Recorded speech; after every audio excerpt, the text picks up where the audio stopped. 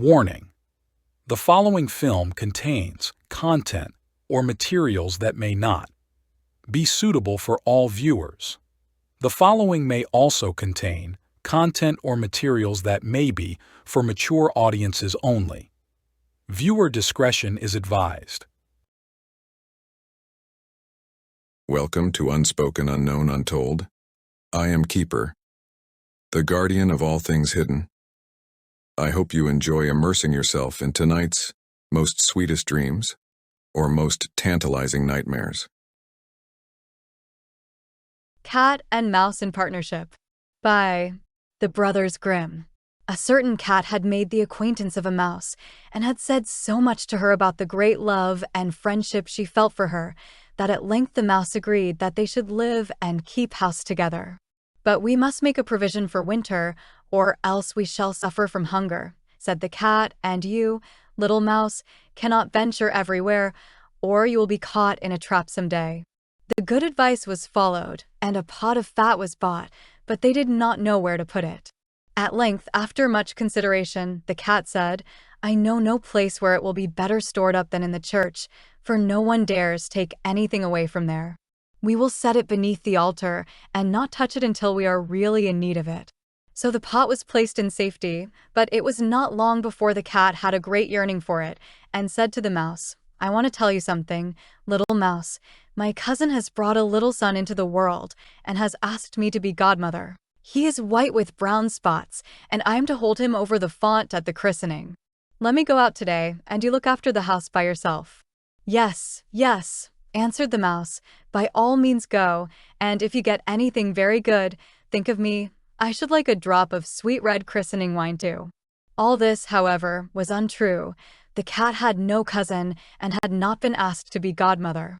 She went straight to the church, stole to the pot of fat, began to lick at it, and licked the top of the fat off. Then she took a walk upon the roofs of the town, looked out for opportunities, and then stretched herself in the sun and licked her lips whenever she thought of the pot of fat, and not until it was evening did she return home. "Well, here you are again," said the mouse. "No doubt you have had a merry day." "All went off well," answered the cat. "What name did they give the child?" "Top Off," said the cat quite coolly. "Top Off," cried the mouse. "That is a very odd and uncommon name. Is it a usual one in your family?" "What does it signify?" said the cat. "It is no worse than Crumb Stealer, as your godchildren are called." Before long the cat was seized by another fit of longing. She said to the mouse, "You must do me a favor and once more manage the house for a day alone. I am again asked to be godmother, and as the child has a white ring round its neck, I cannot refuse." The good mouse consented, but the cat crept behind the town walls to the church and devoured half the pot of fat. "Nothing ever seems so good as what one keeps to oneself," said she, and was quite satisfied with her day's work. When she went home the mouse inquired, "And what was this child christened?" "Half Done," answered the cat. "Half Done? What are you saying?" "I never heard the name in my life. I'll wager anything it is not in the calendar." The cat's mouth soon began to water for some more licking. "All good things go in threes," said she. "I am asked to stand godmother again. The child is quite black, only it has white paws, but with that exception, it has not a single white hair on its whole body. This only happens once every few years. You will let me go, won't you?" "Top Off." "Half Done," answered the mouse. "They are such odd names. They make me very thoughtful." "You sit at home," said the cat, "in your dark gray fur coat and long tail, and are filled with fancies. That's because you do not go out in the daytime." During the cat's absence the mouse cleaned the house and put it in order, but the greedy cat entirely emptied the pot of fat. "When everything is eaten up one has some peace," said she to herself, and well filled and fat she did not return home till night. The mouse at once asked what name had been given to the third child. "It will not please you more than the others," said the cat. "He is called Allgone." "Allgone," cried the mouse. "That is the most suspicious name of all.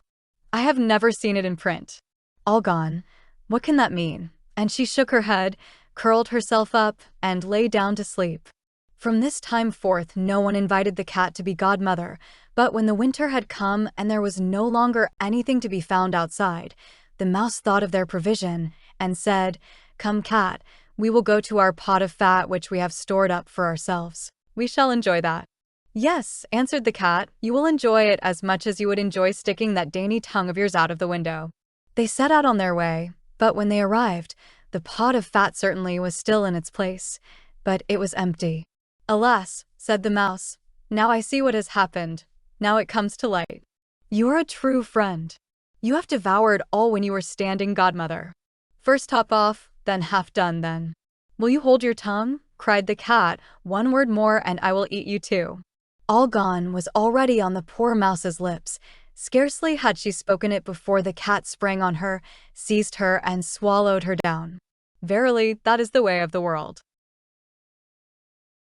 Be careful of the people whom you trust in your life and how you confront them when you feel that trust has been violated, because even though they are the ones who may be in the wrong, it will be you that gets devoured in the end.